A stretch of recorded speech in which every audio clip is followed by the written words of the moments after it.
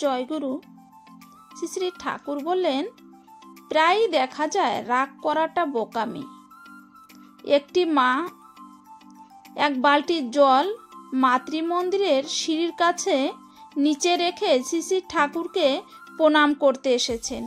ইতিমধ্যে একটা গরু এসে সেই বালতিতে মুখ দিয়েছে। মাটি প্রণাম করে ফিরে যেয়েই দেখেন গরুটা বালতির জলে মুখ দিয়েছে।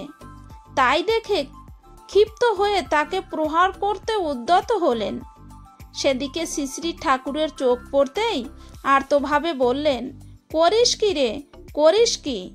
মাটি বললেন, কত কষ্ট করে জল তুলে এনেছি ঠাকুর, প্রণাম করে আসতে না আসতেই মুখ দিয়ে ফেলল।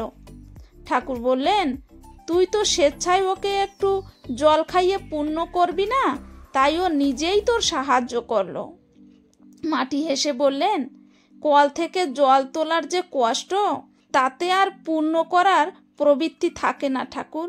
ঠাকুর বললেন, সে প্রবৃত্তি থাক বা না থাক, একটা প্রাণী তেষ্টার সময় জল খাচ্ছে, সেই সময় তাকে বাধা দেওয়া কি ভালো?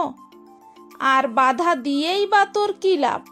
ওই জল তো তোর কোনো কাজে লাগবে না। মাটি বললেন, এত তো ভাবিনি ঠাকুর, দেখেই রাগ হয়ে গেলাম। ঠাকুর বললেন, রাগ করবার আগে ভেবে দেখবার অভ্যাস করলে প্রায় দেখা যায় রাগ করাটা বোকামি। শ্রী শ্রী ঠাকুর।